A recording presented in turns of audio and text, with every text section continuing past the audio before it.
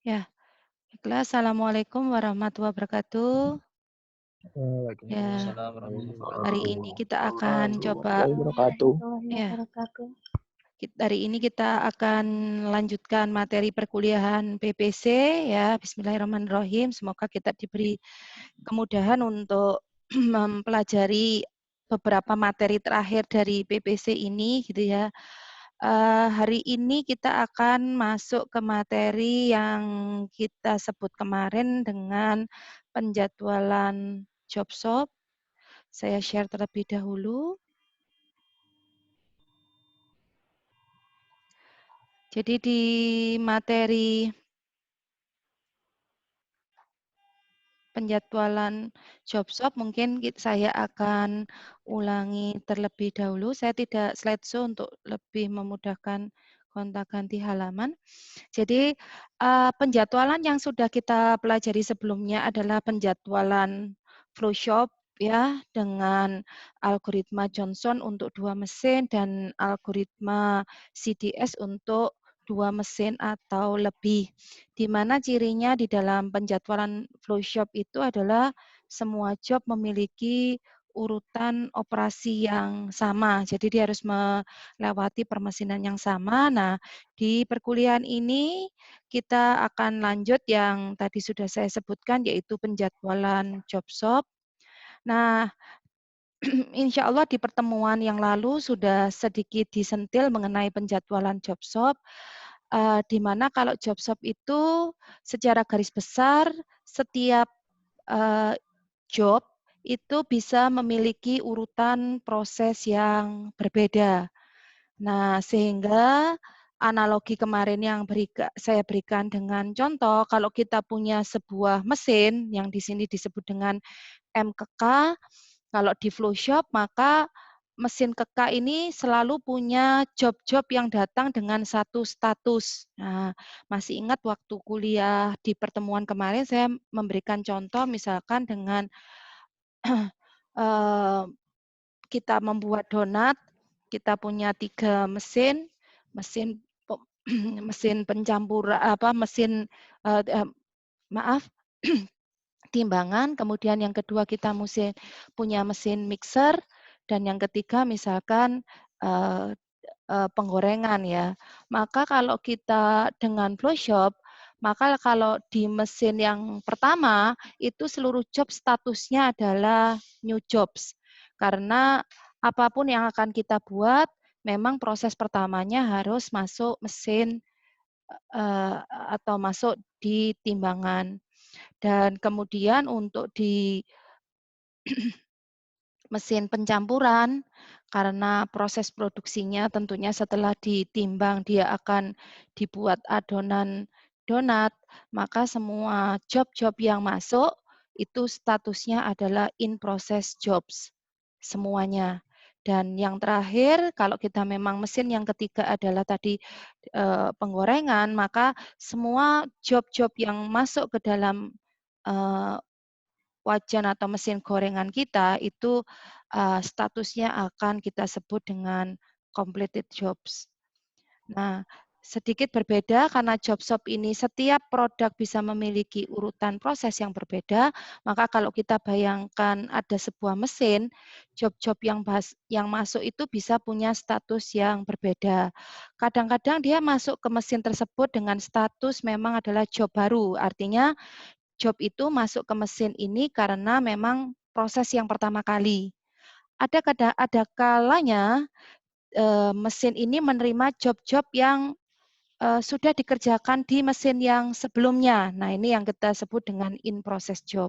Ya, kurang lebih seperti itu, tetapi ini hanya untuk menunjukkan bagaimana kompleksitas kalau kita punya proses produksi yang lingkungannya kita sebut dengan job shop. Jadi kalau di perusahaan, mungkin kalau kita memberikan contoh, masih ingat waktu kita, ini kuliah awal sekali kita waktu belajar tentang pengantar sistem produksi. Kalau flow shop itu ya misalkan, contoh paling gampang, continuous flow shop yang flow shop yang proses produksinya continuous secara terus-menerus, ya pabrik gula, pabrik semen, pabrik minyak. Nah, kemudian kalau kita berikan contoh flowchart yang diskrit ya, contohnya itu misalkan, kita ke Indofood, bikin mie, nah mie instan. Nah, jadi meskipun dia punya berbagai jenis mie instan ya, eee, pada dasarnya proses produksinya urutannya hanya sama, karena yang membedakan hanya kemasan dan bumbunya. Jadi kalau proses produksi mulai dari membuat dari adonan tepung sampai kemudian adonan tepung itu disliting, dipotong, kemudian digoreng, didinginkan sampai dikemas, semuanya adalah sama sehingga dia juga masuk ke dalam kategori flow shop. Sedangkan contoh-contoh yang sering digunakan untuk proses produksi yang job shop itu adalah kalau misalkan kalian buat mesin. Nah, di mana membuat mesin itu kan kita punya berpuluh-puluh komponen, yang komponen-komponen itu memiliki bentuk yang berbeda, ya spesifikasi yang berbeda, fungsi yang berbeda, sehingga mereka akan komponen-komponen ini akan memiliki urutan proses produksi yang berbeda. Nah, komponen-komponen inilah yang kalau misalkan kita akan melakukan penjadwalan job shop, kita bisa sebut dengan job, ya. Jadi job ini tidak selalu merujuk kepada pengerjaan produk jadi. Nah, seringkali termasuk di dalam skripsi-skripsi, yang dimaksud dengan job-job yang akan dikerjakan ini adalah komponen-komponen yang akan diproses yang memiliki urutan proses yang berbeda. Itu mungkin kalau kita lihat dari sisi real ya, kapan penjadwalan, job shop itu harus dilakukan. Nah, kita akan kembali lagi ke metode. Nah, untuk menunjukkan bahwa penjadwalan job shop pun itu penting dan mungkin kalian bisa lihat beberapa skripsi kakak kelas nanti kalau misalkan memungkinkan sesudah kondisi normal di RBTI atau di ruang baca fakultas ya. Nah, materi kemarin sampai sini karena job-job yang masuk itu bisa memiliki urutan proses yang berbeda, maka waktu proses yang di flowshop kita hanya menggunakan to index yaitu TIJ, di mana I itu adalah indeks untuk job, sedangkan J kemarin adalah indeks untuk mesin, sehingga TIJ adalah waktu proses job ke I di mesin J, itu kalau di kuliah yang kemarin. Maka di dalam lingkungan flow shop, dalam lingkungan job shop dia menjadi three index. Tolong dihafalkan. Jadi kalau untuk indeks job masih sama I, tetapi indeks J sekarang adalah indeks untuk menyatakan operasi ke. Jadi kalau misalkan nanti di contoh kita ini kebetulan kita hanya punya contoh yang sederhana dengan 3 operasi. Ya, jadi job ke I, operasi ke J, mesin ke K. Jadi kalau kemarin indeks mesin dinyatakan dengan J, sekarang indeks mesin dinyatakan dengan K. Sehingga kita punya waktu proses kita nyatakan dengan 3 indeks, TIJK. Waktu proses job ke I pada operasi ke J di mesin ke K. Nah, sehingga karena, tiap job itu bisa diproses di operasi ke J pada mesin ke K, yang membedakan adalah pada waktu penjadwalan job shop, kita tidak hanya punya matrik waktu proses, ya. Jadi kalau di contoh soal kemarin yang kalian sudah mungkin sekarang tentunya juga mulai mengerjakan untuk penjadwalan flow shop, kalian hanya punya matrik waktu proses saja. Ya, matrik waktu proses kalian bentuknya adalah biasanya langsung job J1 di mesin pertama waktunya berapa menit ya. Job 1 di mesin kedua waktunya berapa menit. Jadi hanya punya matrik waktu proses. Karena urutannya semua job adalah sama. Nah, karena job shop itu urutan proses produksinya berbeda, maka kita punya satu data baru atau satu inputan baru. Kalau di sini nyebutnya dengan routing, ya, saya nyebutnya dengan matrik routing, ya. Ini mirip dengan waktu kita belajar RCCP dan CRP yang kita sebut dengan proses sheet. Jadi sebenarnya ini adalah untuk menunjukkan urutan ya, urutan proses produksi untuk tiap job. Jadi ini saya bantu baca. Kalau kita punya waktu proses seperti ini berarti nanti job 1 pada operasi ke-1 waktu prosesnya adalah misalkan 4 menit. Nah, sedangkan kalau baca dari sini job 1 operasi ke-1 ada tulisan M1. Nah, ini berarti artinya job 1 operasi ke-1-nya nanti akan dilaksanakan di mesin ke-1. Sehingga kesimpulan yang kita bisa tarik kalau kita menggabungkan dua matriks ini, artinya job 1 operasi ke-1 akan dikerjakan di mesin pertama dengan butuh waktu 4 menit. Seterusnya. Berarti kalau ini nanti job 1 operasi keduanya akan dikerjakan di mesin kedua dengan butuh waktu 3 menit. Job 1 operasi ketiga dikerjakan di mesin ketiga. Sehingga kesimpulan yang kita bisa ambil kalau dengan melihat routing matriks ini, job 1 itu urutan permesinannya adalah M1 strip M2 strip M3. Tetapi job kedua, kalau kita lihat pada baris yang kedua, job 2 urutan permesinannya operasi ke-1-nya di mesin kedua. Kemudian mesin ke-1, ini mesin ketiga. Berarti job kedua, urutan permesinannya berbeda dengan job 1. Kalau ini adalah M2, strip M1, strip M3. Nah, inilah yang menunjukkan perbedaan antara job shop dengan flow shop. Jadi job shop itu dicirikan tiap job bisa memiliki urutan permesinan yang berbeda. Makanya kalau di tugas akhir kalian tahu flow shop atau job shop, kalian sendiri yang harus menentukan. Jadi lihat dulu proses produksi di perusahaan, kemudian kembali lagi sesuai dengan penjelasan kuliah di PPC, kapan flow shop dan kapan job shop. Nah, dari situ baru nanti seperti anak-anak yang skripsi, dia akan memilih metode yang sesuai. Kalau flow shop ya harus pakai metode-metode yang untuk flow shop. Ya, jadi kita tidak boleh sembarangan kalau di penjadwalan, artinya tidak bisa menggunakan semua metode. Itu pentingnya ya bagi anak TI untuk tahu gitu ya proses produksi, tipe-tipe proses produksi ya. Jadi tolong nanti teori yang kita berikan di PPC di awal mengenai istilah make to order, make to stock, assembly to order, dan seterusnya, itu diingat ya sampai seterusnya. Nah, kembali lagi untuk job ketiga saya rasa tidak akan saya bahas, kalian bisa baca sendiri urutannya, termasuk juga job keempat. Walaupun di sini mesin kita hanya 3,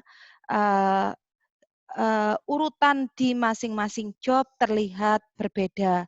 Job ketiga, operasi pertamanya ternyata masuk di mesin ketiga, kemudian kedua dan ke-1.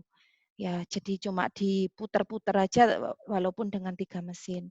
Nah, sedangkan matrik waktu prosesnya bisa dilihat pada matriks yang di sebelah kiri. Job ketiga, operasi ke-1, ketiga. Sehingga dengan menggabungkan kedua matriks ini, maka kita bisa menggunakan tree index. Karena kalau kita lihat matrik waktu proses kita, ini masih sama, ini namanya TIJ. TIJ berarti ini adalah waktu proses dari job ke-1 di operasi ke-1. Ini kan berarti artinya namanya T11 ya. Sedangkan mesinnya kita baru bisa tahu di matriks routingnya. Nah, ini kebetulan untuk satu-satu dikerjakan di mesin ke-1. Sehingga tadi yang Bu Anissa sempat sampaikan, kalau bisa tree index ini dihafalkan, artinya digit pertama menyatakan apa, digit kedua dan ketiga. Jadi digit ke-1 adalah job. Sehingga kalau kita ngomong contoh ini, T233. Nah, T itu adalah menyatakan waktu. Sedangkan ini berarti job kedua, operasi ketiga. Nah, job kedua, operasi ketiga kita bisa cek. Job 2, operasi ketiga, pertemukan baris dan kolom. Job 2, operasi ketiga, di sini ada M3, berarti kita setuju memang indeksnya adalah 233. 2, job 2, operasi ketiga di mesin ketiga. Nah, kalau kita ingin tahu waktunya, berarti kita tinggal lihat kembali di matrik waktu proses. Job kedua, operasi ketiga, diketahui waktunya adalah 4. Dengan cara yang sama mestinya kalian bisa baca semuanya ini. Kalau misalkan kita urut mulai pertama, ini berarti artinya job 1, operasi 1 di mesin pertama, berarti kesimpulannya T111 sama dengan 4. Angka 3 ini berarti job 1, operasi kedua di mesin kedua, berarti 1, 2, 2. Berarti T122 sama dengan 3. Seterusnya, job 1, operasi ketiga, berarti ketemu 1, 3 di mesin. Nah, operasi ketiga di mesin ketiga, berarti T133 sama dengan 2. Begitu, Rek, cara membacanya. Silakan nanti mungkin kalau yang masih bingung bisa dibaca pelan-pelan kembali dan mungkin bisa record-nya bisa diulang. Sampai sini untuk membaca tree index gimana, Rek? Bisa Aman, Bu, aman. diikuti? Bisa ya? Halo? Bisa, Bu. Oke. Bisa, Bu. Berikutnya saya akan menyesuaikan dengan ini aja kebutuhan. Jadi sebenarnya untuk penjadwalan job shop itu dikenalkan dengan 2 metode di sini sebenarnya.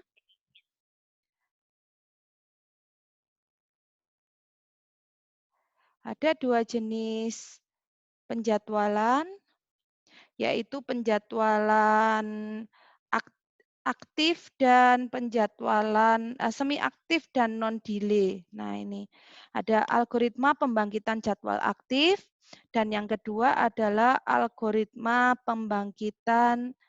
Pada slide ke-23 itu ada algoritma pembangkitan jadwal non delay.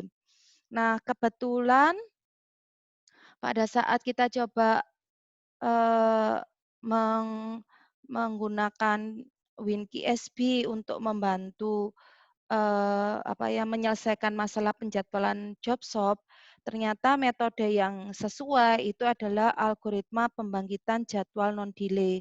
Jadi mungkin kemarin asisten sudah sudah memberikan tutorial WinKSB walaupun tidak secara eksplisit di penjadwalan job shop itu menyebutnya dengan algoritma non delay, tapi kita sudah coba melihat konsistensi jawaban yang dihasilkan dari WinKSB dari beberapa praktikum beberapa tahun dan itu selalu konsisten dengan jawaban algoritma non delay.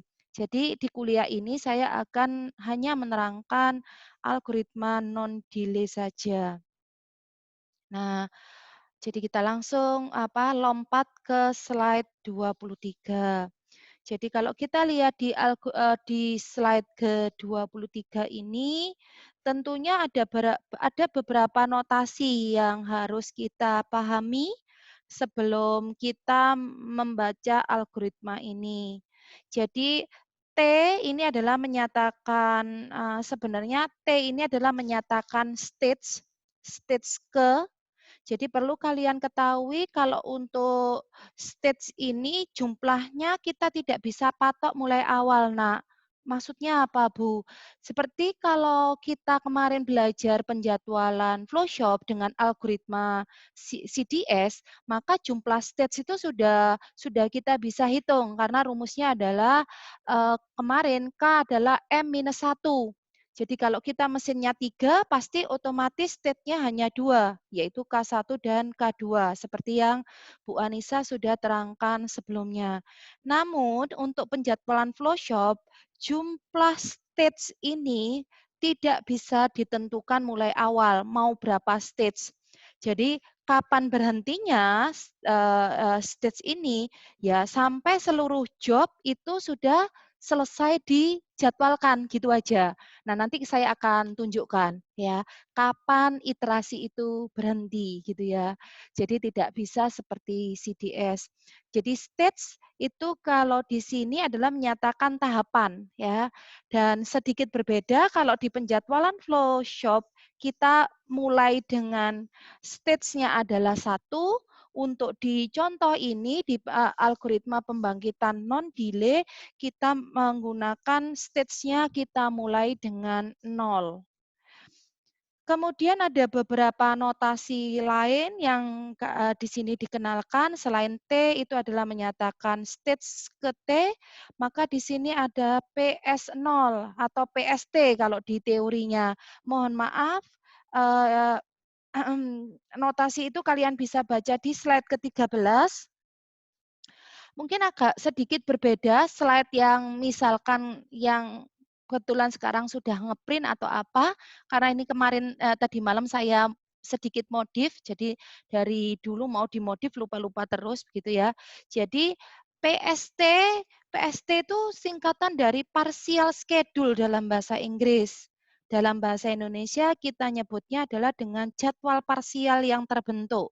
Ya, jadi yang dimaksud dengan jadwal parsial itu adalah kalau tadi nyuwun sewu kalian punya 3 job dengan 3 operasi, maka kita ngatakan jadwal itu selesai, full, kalau seluruh job pada seluruh operasi itu sudah dijadwalkan semuanya. Berarti yang dimaksud dengan jadwal parsial, parsial ini adalah sebagian. Jadi misalkan kalian kalau masih stage ke-0, pasti namanya jadwal parsial, karena kan nggak mungkin seluruh job sudah akan selesai dijadwalkan semuanya di stage yang ke-0. Nanti kita lihat contohnya saja, tapi yang penting kita punya notasi yang kita sebut dengan PST, jadwal parsial yang terbentuk pada stage yang ke-T. Kemudian kita juga punya notasi berikutnya, walaupun mungkin kalian belum hafal, tetapi coba diingat. Yang berikutnya, notasi berikutnya yang kita akan pakai juga adalah ST. ST ini adalah menyatakan set operasi yang dapat dijadwalkan.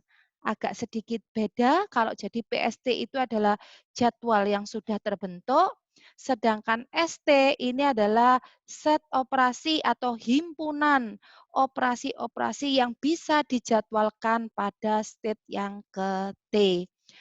Sedikit berbeda dengan penjadwalan flow shop di mana urutan proses produksinya sama, ST, set operasi yang dapat dijadwalkan ini sangat dipengaruhi oleh logika proses. Jadi kalian harus melihat sequencing-nya, routing-nya nanti. Jadi kita tidak bisa pakai rumus langsung. Set operasi yang dapat dijadwalkan tergantung dari matrik routing-nya. Kemudian kita punya 2 notasi.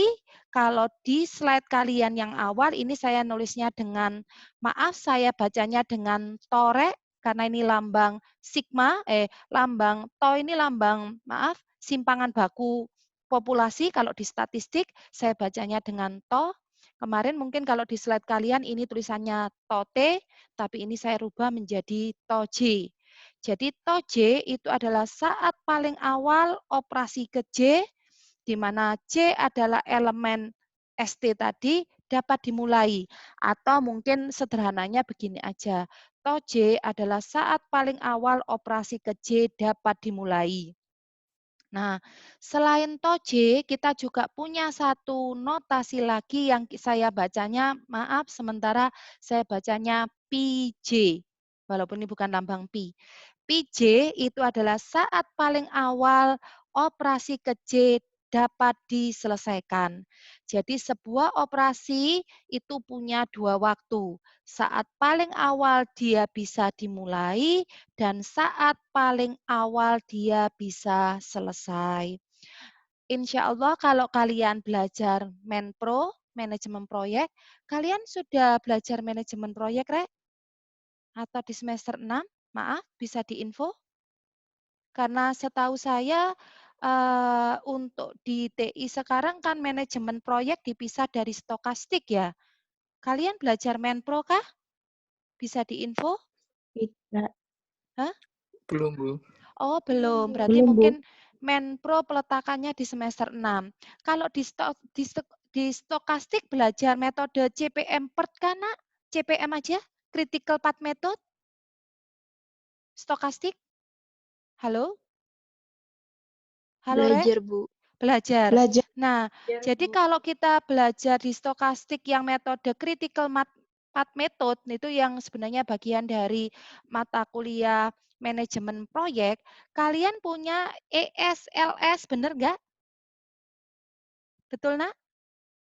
Iya, Iya. Bu. Nah, jadi sebenarnya TOJ sama PJ itu kalau di CPM identik dengan PJ itu sama dengan ES.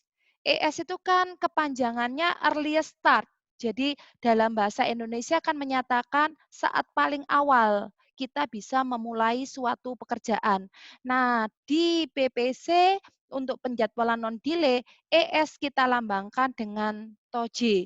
Jadi setiap job itu punya atau setiap punya operasi itu punya saat paling awal dia bisa dimulai untuk dikerjakan.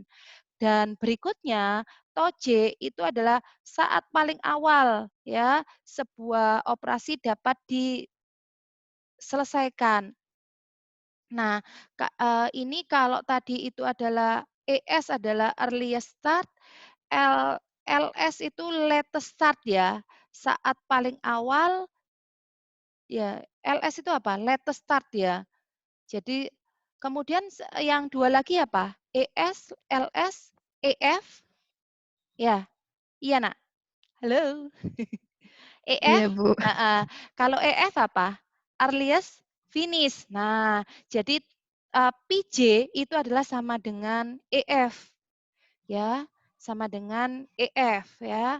Jadi saat paling awal dia bisa di-finish atau diselesaikan. Saya tidak akan membahas mengenai CPM, tetapi ini hanya untuk menunjukkan PJ dan TOJ dan PJ itu sama saja dengan ES dan EF, konsep berpikirnya.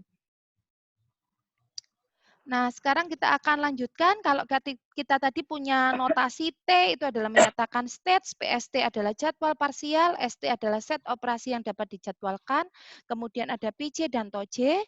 Nah, kita akan coba lihat, karena ini waktunya masih ada 10 menit, kita akan coba lihat sekilas algoritmanya, kemudian nanti berikutnya kita fully langsung pakai di Excel. Ya.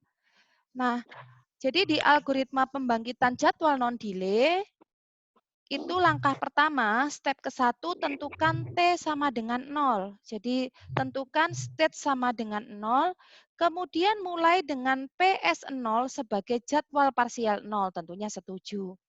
Jadi pada saat T sama dengan 0, maka langkah pertama kita harus menentukan PS0 ya.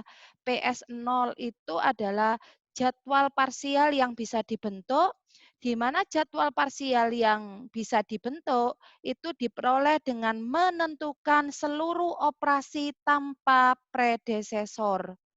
Jadi intinya di tahap ke-1 nanti kalian harus mencari operasi-operasi yang mana yang tidak memiliki predesesor. Rek, kalian predesesor masih ingat, Rek? Halo? Masih, Predesesor? Bu. Predesesor itu kalau di line balancing kan pendahulu. Berarti kalau yang dimaksud dengan step ke-1 ini nanti, set operasi tanpa predesesor itu adalah seluruh operasi yang operasi pertama, maaf. Jadi S0, S0 ini adalah set operasi-operasi pada state ke-0 itu akan sama dengan job-job dengan operasi yang pertama. Kenapa? Tentunya mestinya semua setuju. Kalau dia operasi yang pertama, berarti kan belum punya pendahulu. Kalau kita kembali lagi ke contoh data tadi, nah, misal kita kembali ke sini, berarti tentunya kita setuju. Pada saat di state ke-0 ada 4 set, ya maaf, setnya berisi 4 operasi, yaitu job satu operasi ke satu, job kedua operasi ke satu, job ketiga operasi ke satu, job keempat operasi ke satu. Jadi di state ke-0 kita punya 4 operasi yang akan kita jadwalkan. Karena ini adalah seluruh operasi tanpa predesesor. Sedangkan kalau dari sini jelas kalau operasi kedua sama operasi ketiga itu mestinya dia berarti kan punya predesesor. Operasi kedua ya harus dimulai dulu dengan operasi ke satu. Ingat ini Bu Anissa sudah pernah jelaskan, job shop termasuk serial. Karena serial berarti dia pasti punya predesesor dan punya suksesor. Karena ini waktunya tinggal 5 menit, yang merasa belum absen, silakan absen terlebih dahulu. Sudah absen semuanya? Saya simpan. Sudah, Bu. Sudah, Oke, Bu. tak simpan. Nah, seperti tadi kita akan coba lanjutkan ininya, materinya dikit. Nah, berarti pada saat pada langkah awal kita akan memulai dengan menentukan seluruh seluruh ya, operasi-operasi tanpa predesesor. Nanti setelah kita menentukan ST, maka langkah kedua kita harus menentukan TOJ. Nah, tadi TOJ dari setiap operasi. Masih ingat tadi TOJ adalah saat paling awal bisa dimulainya tiap operasi. Setelah kita menentukan TOJ dari setiap operasi, maka berikutnya kalau tadi kita sebagai contoh pada state ke-0 kita punya 4 operasi, berarti kita harus tentukan TOJ-nya masing-masing, berarti nanti akan ada 4 TOJ. Nah, berikutnya kita harus menentukan TO bintang.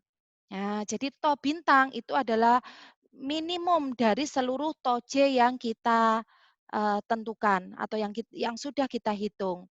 Nah, kalau sudah ketemu TO bintangnya, maka nanti mesin yang terpilih itu adalah kita nanti sebutnya dengan M bintang. Jadi mungkin lebih kompleks dibandingkan algoritma CDS, maka nanti kita harus memang lihat dari file Excel-nya untuk tahu step by step-nya. Jadi kalau sudah ditentukan M bintang, maka kita bisa menentukan M bintang, yaitu mesin di mana tempat top bintang dapat direalisasikan. Kalau kita sudah bisa menentukan M bintang, ini berarti sama saja kita sudah bisa menentukan mesin yang akan kita pilih untuk dijadwalkan pertama kali, maka nanti akan terbentuk jadwal parsialnya atau PS-nya. Jadi secara garis besar langkah pertama nanti kalian akan menentukan ST. Setelah menentukan ST, kita akan menentukan TOJ dari seluruh operasi-operasi yang ada, dicari yang paling minimum. Kalau sudah ketemu minimum, kita akan mengarah untuk menentukan M bintang dan berdasarkan M bintang kita akan mendapatkan PST. Nah, algoritma ini diulangi secara terus-menerus sampai seluruh job dan seluruh operasinya itu berhasil dimasukkan. Jadi dia kapan berhentinya, ya lanjutkan langkah-langkah ini sampai seluruh jadwal non-delay dihasilkan, artinya sampai seluruh. Nah, pada saat kita melakukan updating untuk state ke-1, state kedua, maka nanti prosesnya adalah mengikuti step keempat. Jadi tolong diingat, setiap kita nanti pindah ke state ke-1, state kedua, maka kita melakukan updating dari ST-nya. Ya, kalau job itu operasi ke J dari job itu sudah terpilih, maka nanti dia dikeluarkan. Nah, Kemudian berikutnya kita akan tambahkan suksesor langsung operasi ke J ke dalam ST+1. Maksudnya seperti ini, Nak. Jadi kalau tadi contohnya job 1 operasi ke 1 itu kepilih untuk pertama kali masuk kepada PS, maka nanti di iterasi berikutnya dia akan dikeluarkan, ya. Jadi job 1 operasi ke 1 dieliminasi. Maka pada state yang kedua, dia akan naik tingkat ke suksesor berikutnya. Tentunya suksesornya dari operasi ke satu adalah operasi yang kedua. Berarti nanti di state ke satu, dia nanti indeksnya menjadi bukan satu satu lagi, tetapi menjadi satu dua dan seterusnya. Nah, untuk lebih gampangnya kita akan coba lihat langsung. Jadi di Excel saya tidak akan lagi buka PPT, ya. Jadi ini kurang dari 1 menit. Saya akan coba langsung lanjutkan ke Excel. Jadi saya close. Maaf, stop share.